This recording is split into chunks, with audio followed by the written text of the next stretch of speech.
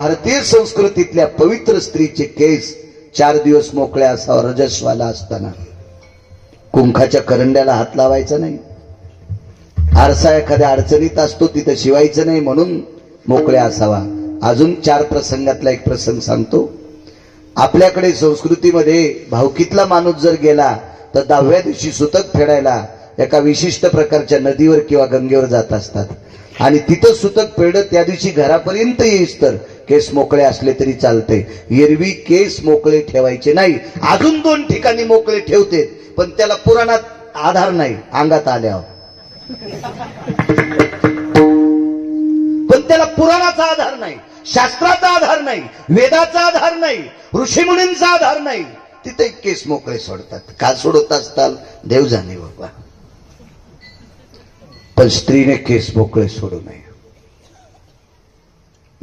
ताई तू तर पण केलता, ज्या दिवशी रक्त मांडोक्याला लाईन, आंघोळ करीन नाहीन, त्या दिवशी केस बांधीन, याच्याकरता युद्ध करावं लागलं. आणि भीमाने एक पण केलता, ज्या मांडीवर माझी धर्मपत्नी बसली ती मांडी एके दिवशी फोडणार आणि त्या मांडीचं रक्त घाटाघाटा प्याणार, असं म्हणलं असेल का भीम? भागवतकारांनी वाचून सांगितलं पाहिजे, कॅसेट उघडल्यावानी नाही केलं पाहिजे. कारण पांडव माळकरी होते आणि माळकरी माणसं हरामखोराचं रक्त कसं पेतील? भीमाचा पण होता, यती जन्नू जंघा ललाट प्रपटले शिमतिलकोती जायते. ज्या मांडीवर एक पवित्र स्त्री नालायकानं पापात्मक वासनेनं बसवली, ही मांडी एके दिवशी फोडणार आणि त्या मांडीतून निघालेल्या रक्ताचा तिलक लावणार, समुद्र स्नान करणार आणि तिथून पुढे गंध लावायला सुरुवात. भीमा, अविरत जर तुम्ही पांढऱ्या कपाळाचे राहिले असता याची लाज मला होती. माझी बहीण केस मोकळे सोडलेली असती याची लाज मला होती. याच्याकरता युद्ध केलंय.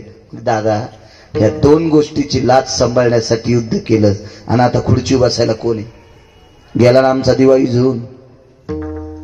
तुम्हाला एक सांगू का, वाऱ्यामध्ये बुड झाडाचं मोडलेलं कितीतरी उत्तम,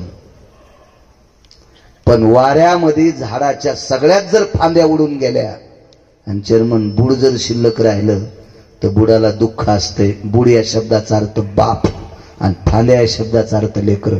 लेकर गेल्यावर बापाला आनंद असतो का? बुडाला किडा लागला सगळे जातील, पण फांद्याला किडा लागल्यावर, फांद्या गेल्यावर बुड निस्तर राहिल्यावर काय कामाचं? देवा काय करायची रे आम्हाला गादी? ताई काळजी करू नकोस. 4.5 महिन्याचा गर्भ तुझ्या एका सुनबाईच्या पोटात आहे, तिचं नाव आहे उत्तरा. तिचा झालेला मुलगा या गादीवर बसेल.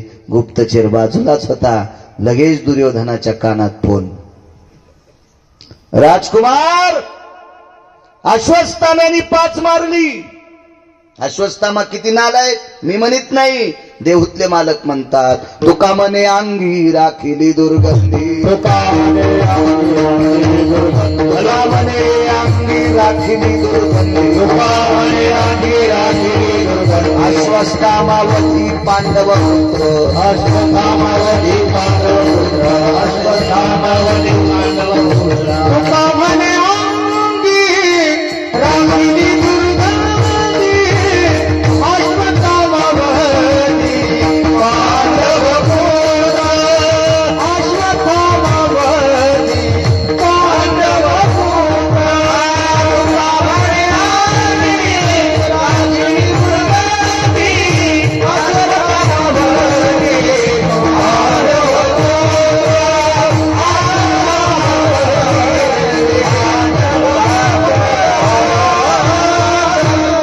पांडव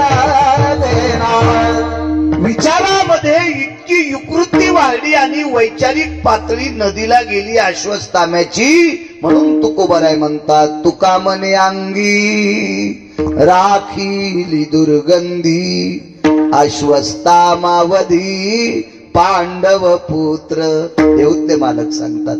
आणि या अश्वत्थाम्याच्या कानावर दुर्योधनानं सांगितलं, मित्रा, भीष्माचार्यांच्या युद्ध हस्त कौशल्यात मृत्यू पावला, तो 5 मारलेस, 1 जिवंत आहे. आणि ह्या नालायक अश्वत्थाम्याने उत्तरेच्या अंगावर ब्रह्मास्त्र टाकलं. उत्तरेच्या अंगावर धक धक धक धक धक धक करीत अकेसर शिवडी सांगते ब्रह्मास्त्र हजारो सूर्याचा गोळ अंगावर यावा असा तो गोळ येत होता. उत्तरा किती हुशार होती माहिती? उत्तरा ही अर्जुनाची सून आहे. महाभारतातल्या 4 मानवी सिंहाची एकापैकी एका सिंहाची पत्नी आहे, अभिमन्यूची पत्नी आहे. या बाईचे मामस सासरे पंढरपुरातले मालक होते. उत्तरा किती श्रीमंत आहे सांगू? तिच्या मालकाचे सख्खे मामा पंढरपुरातला जगाचा बाप आहे. पंढरपुरातल्या मालकाची भाची सून आहे ती. पंढरपुरातले मालक तिचे मामे सासरे. काय वैभवशाली बाई असेल ती. आणि तिची सख्खी सासू पंढरपुरातल्या मालकाची सख्खी बहीण आहे. त्याच्या पुढचं पहा ना, पुढचं. उत्तरा ही सकाळचा नित्यनेम आटपल्याच्या नंतर सासूचं जेवढं काम असेल तेवढं काम करायची सुभद्रेचं. आणि काम आटपल्या विचारायचे आत्याबाई काही काम? तीन सांगायचं आता 2-4 घंटे काहीच काम नाही. तितक्या टायमात द्रौपदीकडे जात होती. द्रौपदी ही सावत्र सासू. पण उत्तरा ही जास्तीत जास्त संपर्कात द्रौपदीच्या होती. आणि द्रौपदीच्या सानिध्यात जितक्या वेळ उत्तरा आली तितक्या वेळ द्रौपदीनं काम नाही करून घेतलं. तिला भजन शिकिलं, तिला परमार्थ शिकिला, तिला विटेवरच्या मालकाचे वैभव सांगायची, त्याचे पाडे सांगायची. एक दिवस असा आला द्रौपदीनं सांगितलं उत्तरा एक बोलू का तुला?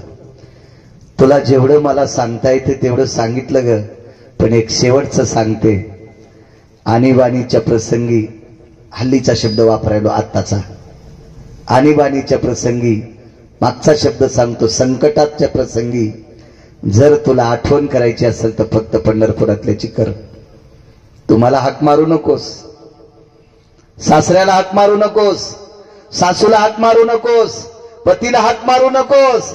आणीबाणीच्या प्रसंगी जर तुला गरज पडली तर द्वारकेतल्याला हाक मार. तो कृपाळू आहे, तो दयाळू आहे.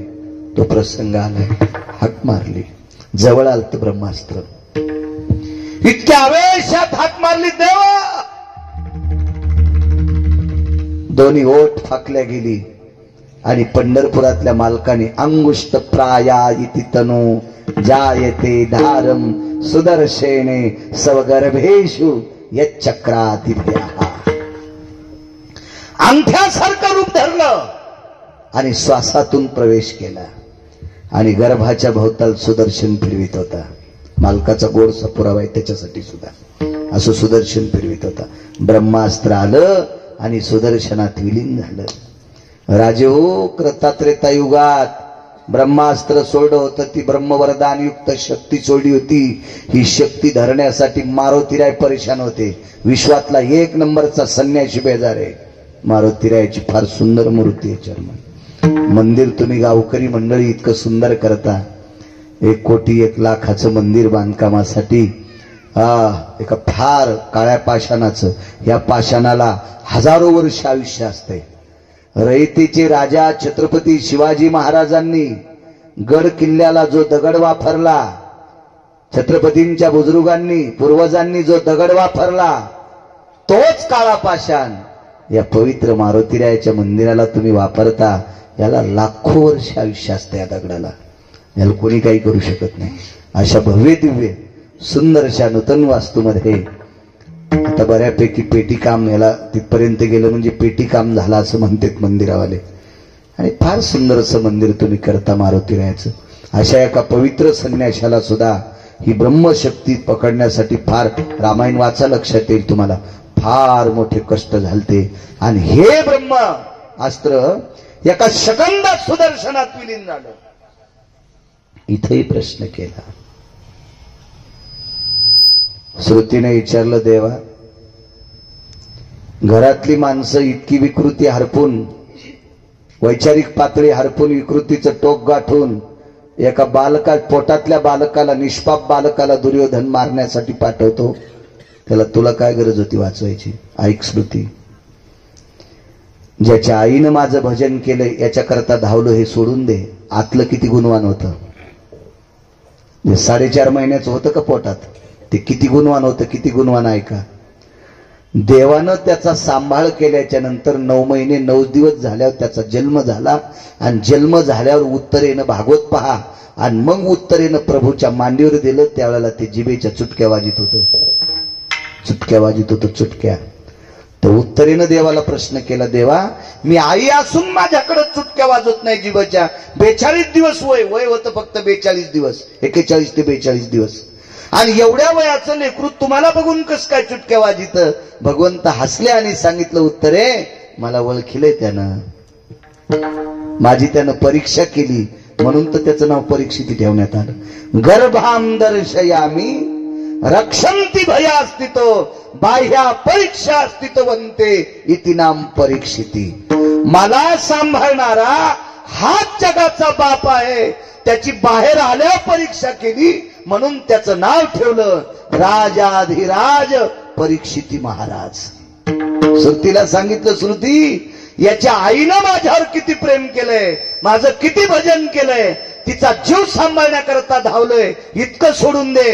हे पोटातलं निष्पाप इतभर लेकरू सुद्धा माझ्यावर इतकं प्रेम करतंय, याच्याकरता हात मारल्याकरता मी धावतोय. म्हणून मालक पहिल्या कडव्यात म्हणतात,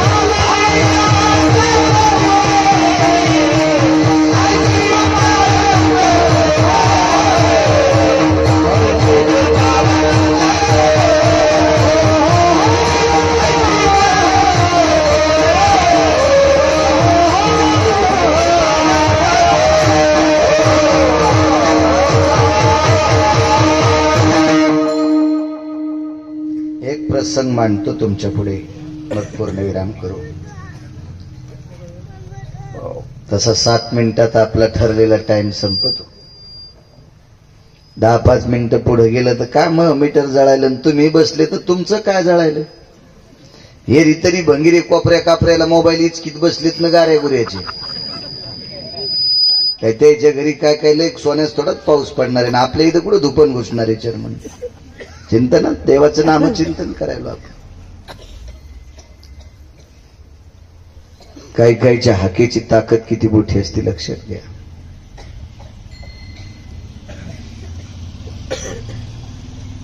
गांधारी ही चिखलाच्या हत्तीवर बसून आल्या. गांधारीला साधं म्हणायचं नाही बरं.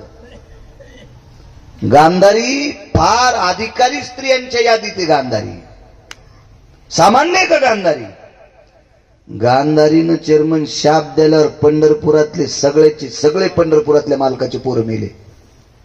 एकच वाचलं, फक्त एकच, त्याचं नाव होतं वज्र. बाकी चट मेले. 56 कोटी यादव मेले. देवाचे पोरं मरते जिच्या शब्दात. तिचा शब्द साधा असेल का? ती काय दुसऱ्याच्या गोठ्यातलं शेण चोरणारी होती का? दुसऱ्याच्या तुरीच्या शेंगावर पिणारी होती? कोण होती गांधारी? विश्व जगात मालक पाहत नाहीत, दिसत नाहीत, याच्याकरता जग पाहलं नाही. सामान्य होती का गांधारी? पंढरपुरातल्या मालकांनी तिचे पोरं मारण्यासाठी दुर्योधनाच्या कमरेला फुलाचा हार गुंडाळला. कोण भेटलो तरी वाटत? सुदामा नावाचा माळी होता. गांधारी म्हणली सुदामा नावाचा माळी नव्हता, द्वारकेतलं काळ होतं. त्यानं केला आगावपणा आणि शाप दिला, मै काय मारतो, तो एकही वाचणार नाही. मैरेक नावाची दारू पिऊन मेले. आताच्या दारूला काय म्हणते आपल्याला काय माहित नाही, पण हिला मैरेक नावाची मदिरा म्हणत होते. आपल्याला काही संबंधच येत नाही त्या दुकानाचा, त्याच्यामुळे नाव कशाला पाठ करायची. मध्यानाम मैरेक. खालीवरी झाल्यावर स्वर जातो बघा, असं होतंय. एकदा तुमची पण बेजारी झाली, विढाला विढाला विढाला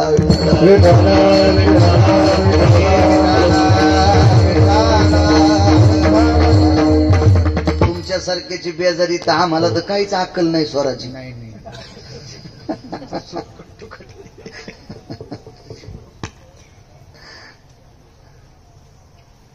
आणि हल्ली गुणीजनांचा प्राण झालाय साऊंड. शाहीच्या पानाला आवाज द्यायला की असं गोडवा, असं मस्त छानसं वाटतं. चांगले वस्तू वगैरे सगळ्या ओरिजिनल आहेत त्यांच्याकडे सुद्धा, चांगले छान.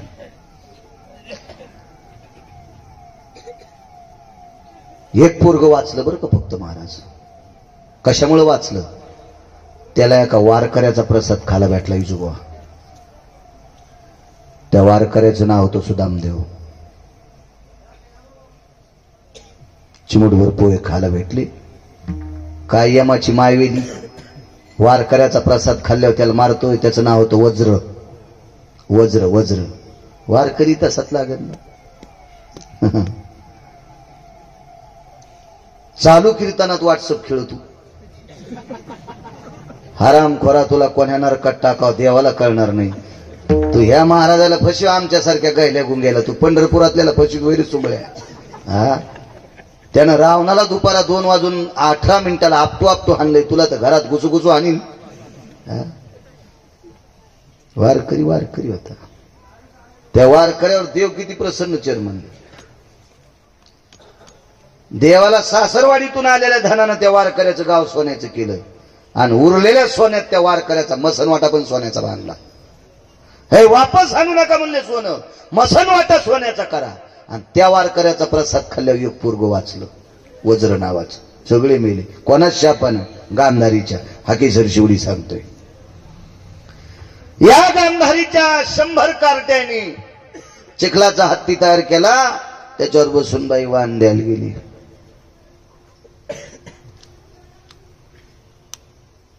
वाण दिलं कुंती आई साहेबाला. वा, कुंती आई साहेबाला ज्या वेळेला वाण दिलं, कुंतीला आनंद वाटत होता वाण देताना, पण मालकाचं शरीर कमरेपासून खाली गार पडलंय. पितामह भीष्माचार्याला आमंत्रित केलं आणि यमाच्या जाचातून पंडूराजाला वाचवलं.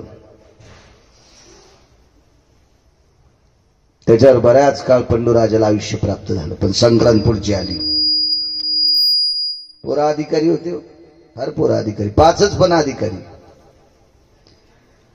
10-12 दिवसानं 5-7 दिवसानं संक्रांत आली आणि संक्रांत जवळ आल्याच्या नंतर धर्माने विचारलं, आई उद्वेग काय? काही नाही बाळा, मला लक्ष नाही रे. मी 1-2 महिन्यापूर्वी सांगायला पाहिजे होतं, हत्ती करून आता वाळायला पाहिजे होता. हत्तीवर बसून वहिनी साहेबाला, मोठ्या ताई साहेबाला, वहिनी साहेब चुकून बोललो, मोठ्या ताई साहेबाला वाण द्यायचंय. तुम्हाला खरा एक मुद्दा माहिती आहे का? खरं तर पंडूराजा मोठे आहेत. धृतराष्ट्र वयानं लहान आहे. आंधळा राजा नसतोय. पण का झालाय? यांना का नाही? विदुर दाशीपुत्र होते, याच्याकरता नाही. हा भाग सोडून द्या, जरा चांगलं वाचा. महाभारत वाटणं अत्यंत गरजेचं बरं. कारण या इंटरनेट जगामध्ये पावला पावलाला रावणाची संख्या आहे. म्हणून महाभारत पाठ असावा. त्रेतायुगात एकच रावण होता, म्हणून रामायण पाठ असणं गरजेचं आहे. आता रावणांची संख्या शिल्लक झाली, याच्याकरता महाभारत पाठ असणं गरजेचं आहे. तरच जगता येईल. पावला पावलाला संख्या. इतकं सोपं समजू नका महाभारताला. गीता तत्व आहे, महाभारत आहे. महाभारतातलं भीष्म पर्व हे गीता आहे.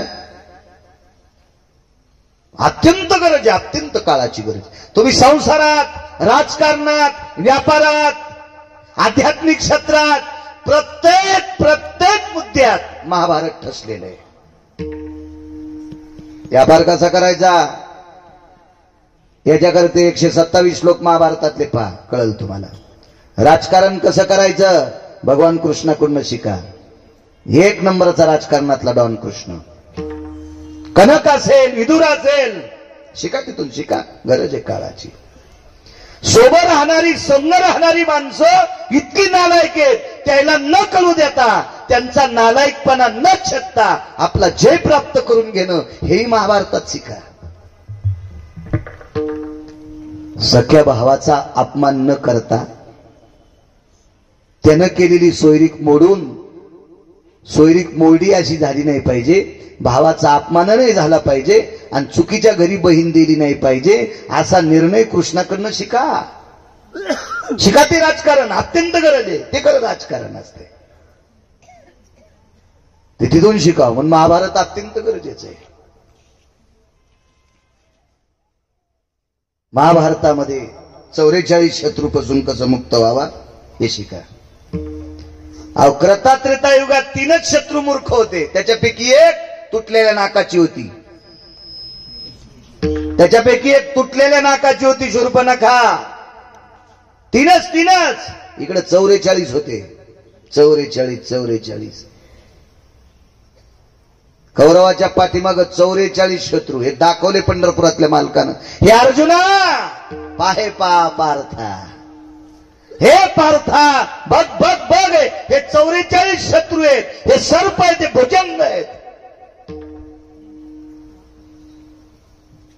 हार्डवेअर शब्द होता आपल्याकडे. हार्डवेअर त्याचं कट्टर वैर आहे रे. त्याचं हार्डवेअर आहे. हे कुठून तयार झालं माहितीये? महाभारतापासून. जरासंध नावाचा नालायक राजा हा मथुरेच्या राजाचा सासरा होता. त्या राजाचं नाव होतं कंस. या जरासंधाच्या 2 वाहटुळी म्हणजे पोट्ट्या नालायक होत्या. त्या हरामखोर होत्या. नवऱ्याच्या कानात सांगून सासू सासऱ्याला आमदार कोठडीत टाकलं होतं. इतक्या नालायक होत्या. तुम्हाला एकच माहित असेल, देवाचे आई वडील बंदीशाळेत टाकले. कंसानं स्वतःचे मायबाप सुद्धा अंधार कोठडीत टाकले होते. नालायक बायकायचं ऐकून. इथं बसलेले बायकायचं ऐकून मायबापाला त्रास देऊ नका. झोपीत छत अंगावर पडन, घरा सगळं माती करावं लागेल. हो, तुम्ही बी असं सांगा जाऊ नका. टिकलेवाले होत हो. नवऱ्याचे मायबाप मातीत घालायचं काम करी जाऊ नका. हो, कंस वाजला, एका बुक्कीत आणला पंढरपुरातल्या मालकानं. आपल्या नवऱ्याची काय ताकद आहे, कंगुळीत उडन. असं चुकीचं सांग जाऊ नका. हा जरासंध मृत्यू पावला. 34 पैकी 1 शत्रू. याला हस्तगत केलं शकुन्यानं. याचं एक हाड काढलं मेल्याव. ते हाडाचे तुकडे केले 4. त्या 4 तुकड्याच्या घासून गोट्या केल्या 4.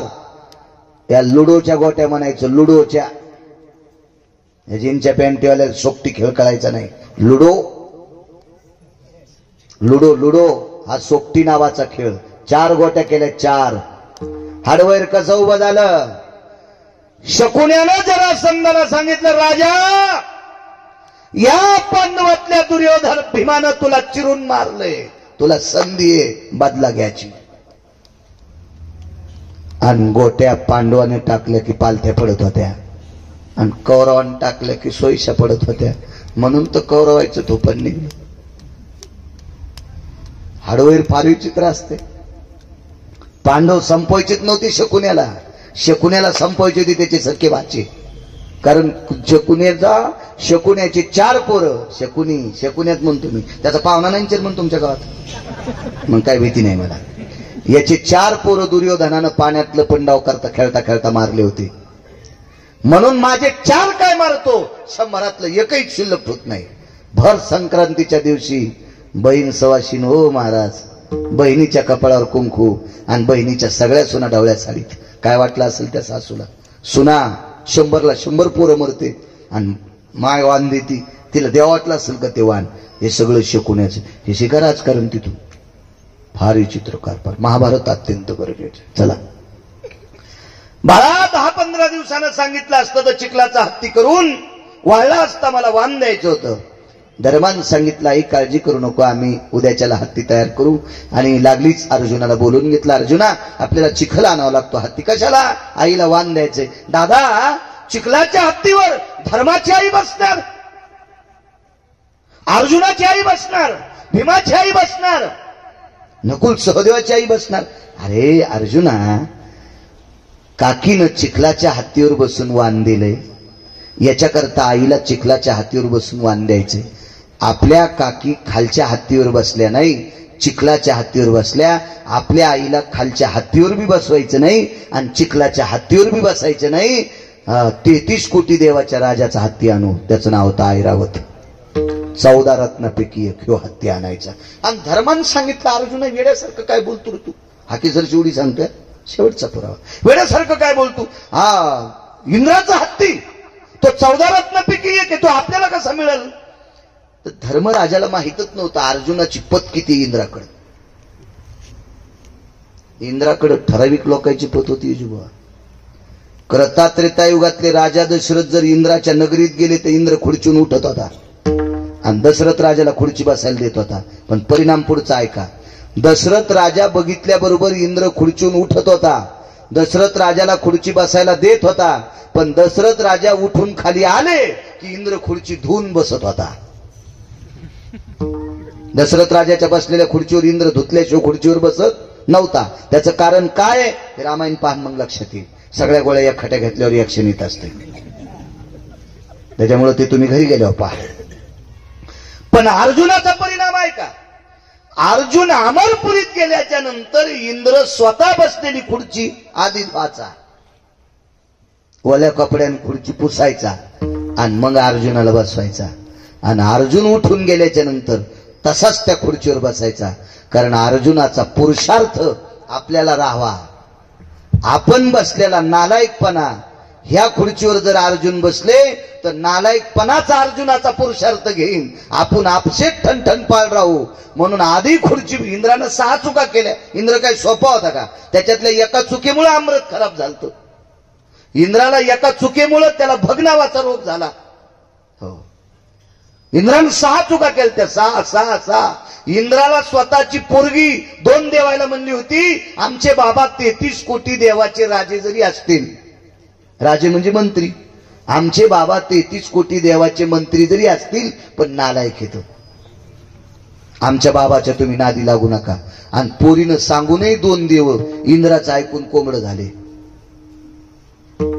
आणि 2 वाजता जाऊन एका महाराजाच्या दारात बोंबलले. तो महाराज न्यायशास्त्र करते होते. त्या महाराजाचं नाव होतं मुनिश्री गौतम.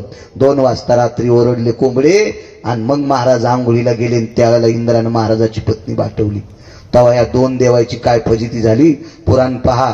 आणि मग जयंती नावाची कन्या इंद्राची त्या 2 देवाला सांगितली होती, पानछटा होत, मुडदे होत, तुम्हाला सांगितलं होतं ना आमच्या बाबाचे स्क्रू ढिले झाले, त्याच्या नादी लागू नका. कशाला त्याच्या नादी लागले? 6 चुकापैकी एक चूक आहे इंद्राची. इंद्राला माहित होता अर्जुन पुरुषार्थी आहे. किती पुरुषार्थी आहे? काशीतले मालक अर्जुनाची पाठ थापती होते. शाबास पार्था, कमर मोड तरी आबूक ठोकता येते. अपघातात मोडन ते, अपघातात ते बॉईल जेन खराब झाला म्हणून बसावं लागतं, नाही माझं वय थोडंच बसायचं. पाठ थापतीने अर्जुन, शाबास पार्था. गंधर्व असे अर्जुनाला पाहिल्यावर त्याची धोतर सुटत होती. असला अर्जुन. आणि त्या अर्जुनाला खुर्ची पुसून इंद्र बसित होता. आणि अर्जुन उठून गेल्यावर नुसता बसत नव्हता, खुर्ची चाटीत होता. धर्माला काय माहित होतं अर्जुनाची काय कथा आहे म्हणून. एवढा पुरुषार्थ होता धर्म अर्जुनाचा. अर्जुनाने सांगितलं, दादा आपली आई ऐरावत हत्तीवर बसेल. अखेर शेवटी सांगते, 2 गोष्टी आहेत त्याची इथं बसलेल्या माईंनो. हा पुरावा लक्षात ठेवा. परवाला संक्रांत झाली 15 दिवसापूर्वी. जरा ध्यानात ठेवा आपल्या मालकाचं वर्चस्व किती असते. जी बाई नवऱ्याच्या दिवसात एकदा पाय पडती, तिने भारतातल्या कोण्याच महाराजाच्या पाय नाही पडत तरी चालते, पण तिने दिवसात एकदा नवऱ्याच्या पाया पडावं. जी कधीच नवऱ्याच्या पाया पडत नाही, तिनं 100-200 महाराज भाजी करून जरी खाल्ले तरी तिचा उद्धार नाही. असे वांगे चिरले आणि चिरून शिजव महाराज तरी तुला उद्धार नाही. काय हसत आहेत पान कशा. हो. जी बाई दिवसात 3दा नवऱ्याच्या पाया पडती, तिनं कोण्याच देवाच्या पाया पडायचं नाही. हे बी लिहून घ्या. तुम्ही ऐकायले सज्जन माणसं आहेत, माझ्यावर प्रेम करता. महाराज मला विचारणार असेल ना कोणी, कॉलर धरून विचारीन, बाळ्या तू कशाच्या बळावर सांगायला. पाहुणी ग्रंथ करावे कीर्तन, पुराण वाचतून सांगतोय पट्ट्या. हे भंगेड्याचं ऐकून थोडा सांगतोय विडाला विढाला विढाला विढाला. अशा 69 महिला पाहिल्या मी पुराणात. 69. त्याच्यातली एक बाई सांगतो लोपामुद्रा, ती नाहीच कोण्या देवाच्या पाया पडली. देव तिच्या पाया पडत होते, पण ती 3 टाइम नवऱ्याच्या पाया पडत होती. इतका मोठा पुरुषार्थ होता. काय वागणं होतं त्यांचं. परमार्थातला पुरुषार्थ, भक्तीचा पुरुषार्थ फार मोठा होता त्यांचा. फार नाविन्य होतं, फार पातिवृत्तीपणा होता त्यांचा. जाऊ द्या पुरुषार्थ आपल्याकडे.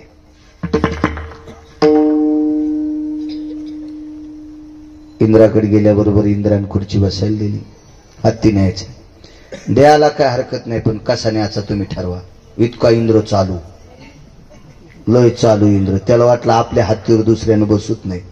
इतका चालू इंद्र, इतका चालू. हो. त्याच्या चालूपासून तर खाली चालूपणा आला. त्यानं जे चालूपणा केला का त्याच्यातला 1-अर्धा% चालूपणा या ढवळ्या कपड्यावाला इकडे आला, आणि त्या चालूपणातच आपल्याला रगडायले. पण तुम्ही येड्यावानी करू नका, तुम्हाला बी एखादी शिवारचा रगडील, आहे का नाही. आपल्याकडे काही गोष्टी आल्याच्या नंतर आपण तसं कोणाचा अवमान नाही केला पाहिजे, नाही रगडलं पाहिजे. चला, तिकडे आपल्याला काही कळत नाही, कशाला बोंबलायचं. घेऊन जा म्हणे. इंद्र ऐरावत हत्ती, आमच्या अर्जुन ऐरावत हत्तीकडे गेले तर इंद्राला वाटलं पहिला हत्तीच हात लावू द्यायचा नाही. अर्जुन ज्या वेळेला ऐरावताकडे गेले त्यावेळेला ऐरावतानं नाक लावलं अर्जुनाच्या पायाला. सोंड काय असती? सोंड काय? नाक. सोंड काय? नाकच आहे ना. अर्जुनाच्या पायाला घोळशिलं आणि अर्जुनाच्या पायाची धूळ जिबीनं चाटीत होता हत्ती, जिबीनं. तेव्हा इंद्र गुडघे टेकून खाली बसला होता. काय काम झालं म्हणले, ऐरावत ज्याच्या पायाची माती चाटायलाय, आणि ऐरावत 14 रत्नापैकी एक रत्न आहे, समुद्र मंथनातून प्राप्त झालेलं रत्न. माती चाटीत होतं, माती. ए ऐरावत जी, घेऊन जायचे. कसं न्यायचं घेऊन जा. मालकान खुनील त्यांनी त्याला, मला जसं न्यायचं तसं न्या. अर्जुनानं कमरेचा शेला सोयडा, उपरनं बांधायला असायचं पुरुषार्थी लोकांकडे. उपरनं सोडं आणि ऐरावताचे 4ही पाय असे बांधले.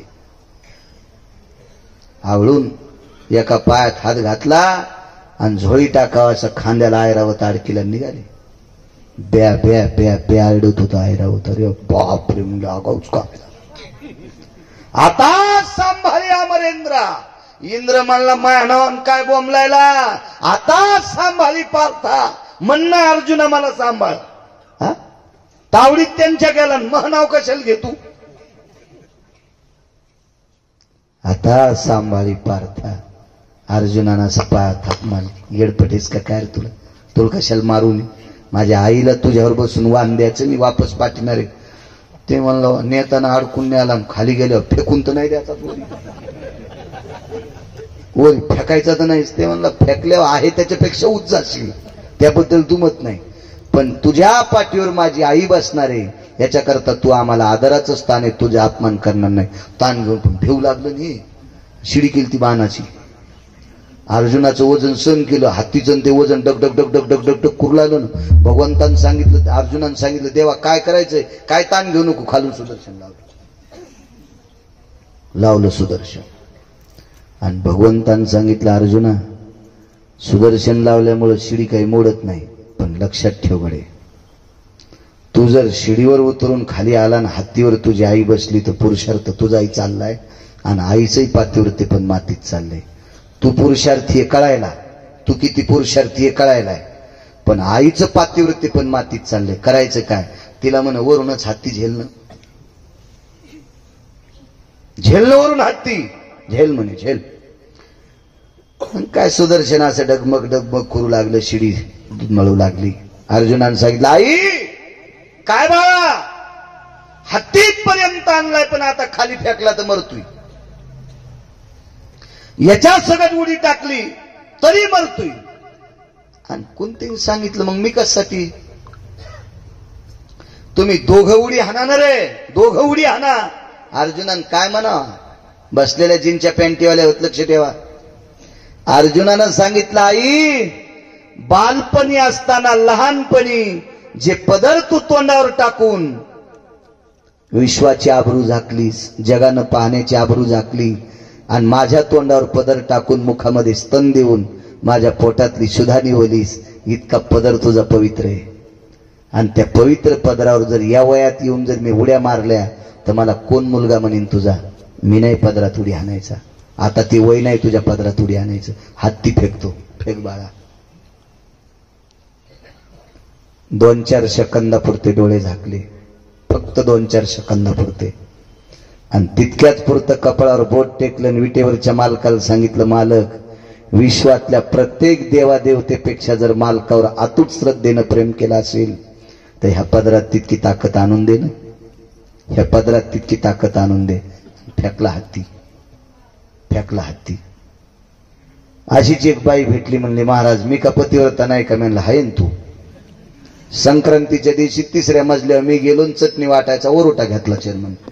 वराटा ते पाटा वरोटा असतो ना, ते वराटा वराटा वरोटाच म्हणते तुमच्याकडे. मी म्हणलं जीजी तू खाली उभं राहीन वरून वरोटा टाकतो. ते म्हणले मुंडक्यात टाकू नको. मी म्हणलं तसा कसा टाकीन? पदरात टाकतो. पदर फाडून पाय फुटली तिचे वरोट्याला. हो पदर फाडून. तर मी म्हणलं जीजी कस काय? तर तिकून म्हातारं म्हणलं महाराज आता मला बोलायली, नाही तर माग 7-8 वर्ष कुत्र्याच्या माया भाकरी संगच होत्या.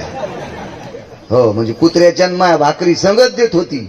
इतकी मही प्रतिष्ठा आणि कसा वरुटा हातात. त्या आपली पात्रता नाही माय, त्याच्यासाठी ती योग्यता लागेल.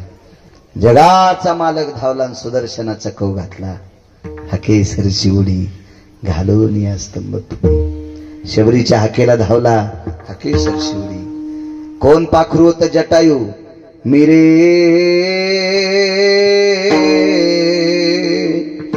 कश्यपाचा नातू जटायू रे ना मेरे विख्यातू. कश्यपाचा नातू जटायू, अरुणाचा पुत्र, गरुडाचा पुतण्या. त्याच्याकरता पंढरीतले मालक धावले. पुण्य काय होतं? या पवित्र देशातल्या स्त्रीला एक नालायक राक्षस महाराजाच्या रूपात घेऊन जात होता. एक नालायक राक्षस